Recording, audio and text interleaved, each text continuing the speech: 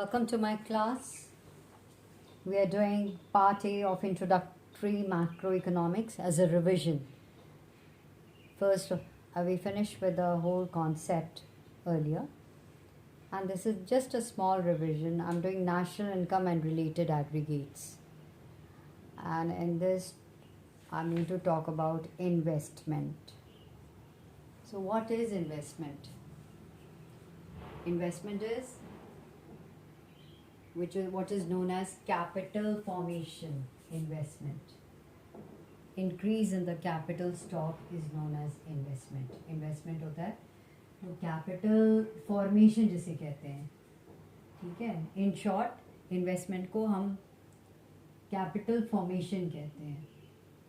और capital formation जो होता है ना, that is, इसके भी दो types होते हैं. एक fixed capital, as you can see, and inventory capital. Inventory.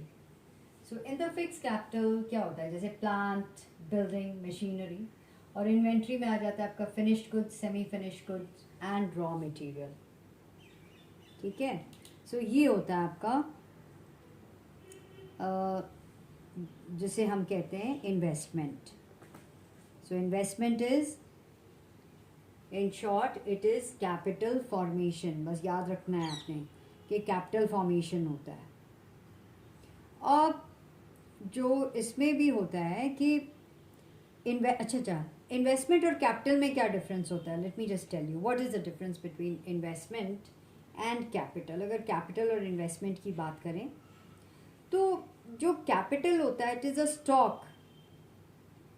That is, वो बताता है कि बिगिनिंग ऑफ द ईयर में जो एक लोगों के पास, जो प्रोड्यूसर्स के पास पड़ा हुआ है उसको हम कैपिटल कहते हैं. बट इसमें अगर एडिशन कर लेते हैं to the stock of capital goods during a given period of time, तो उसे हम क्या कहते हैं, कैपिटल फॉर्मेशन इन्वेस्टमेंट. तो अब इसकी बात आती है कि व्हाट इज ग्रॉस इन्वेस्टमेंट. इसको दो तरह से पढ़ते हैं, और नेट इन्वेस्टमेंट. सो इसका अब आपने पढ़ना है ग्रॉस इन्वेस्टमेंट और net investment. So gross investment क्या होता है, ये होता है टोटल इन्वेस्टमेंट की बात होती है. ग्रॉस इन्वेस्टमेंट में टोटल इन्वेस्टमेंट की बात हो रही है भाई. So total investment, okay.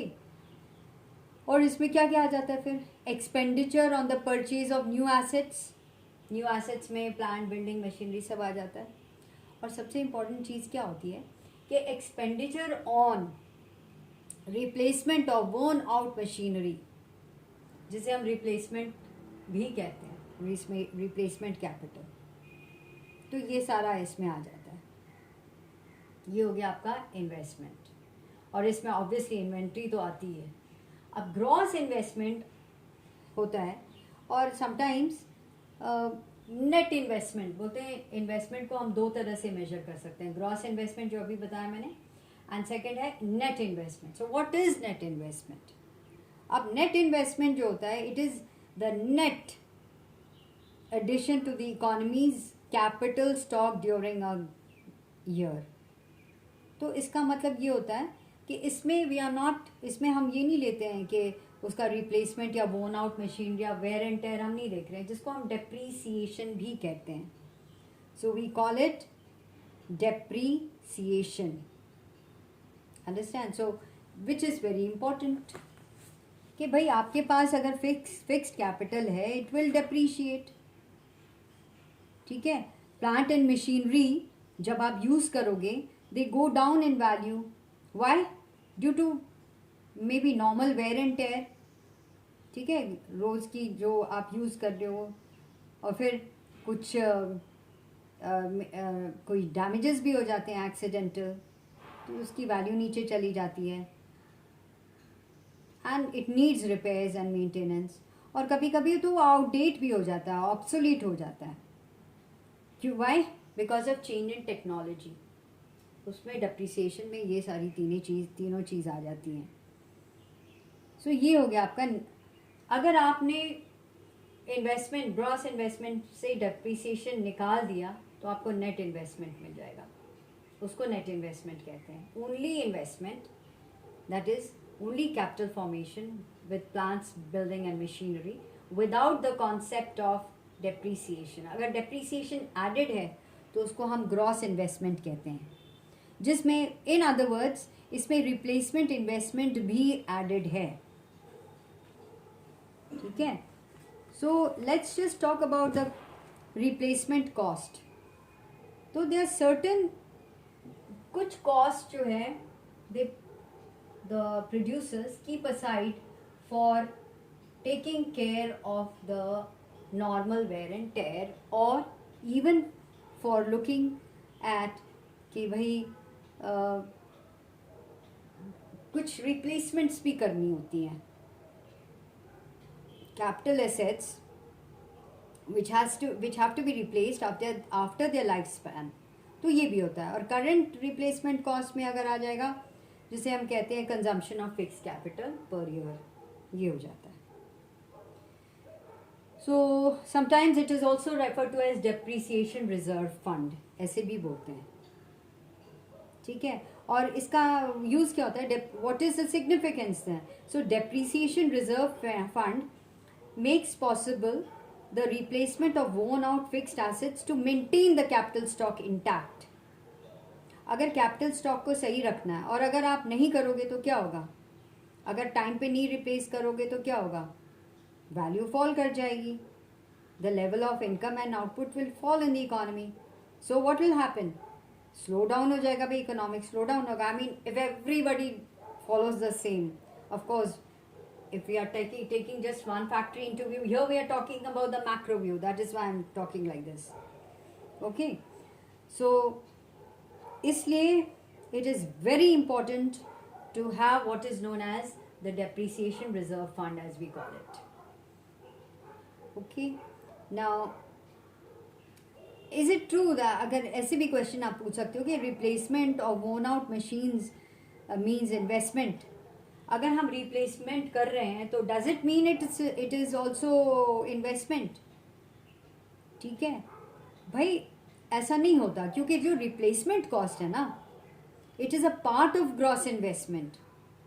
तो it does not cause any net increase in the existing stock of a capital. So that is why replacement of worn out machine is not treated as investment. इसमें next investment में नहीं आता ये, इसलिए. So that is the basic thing. So in a way, you'll often hear the word obsolescence. I'm going to write obsolescence. You'll often hear about this obsolescence. So obsolescence क्या होता है, fall in the value of fixed asset. ठीक है. It can be due to normal wear and tear, मतलब normal wear and टेयर से हो सकता है, वेयर एंड टेयर, और else it can be also due to natural calamities. कोई natural calamity आ गई, it can be because of this also. Obsolescence, normal wear and tear, जिसको आप depreciation का कहोगे, expected है ये, this is expected obsolescence है. और ये जो होता है ना, unexpected होता है, इसको unexpected obsolescence कह सकते हैं. So this is expected and this is unexpected obsolescence. तो ये भी थोड़ा कभी कभी पूछ ही लेते हैं ये लोग. ठीक है.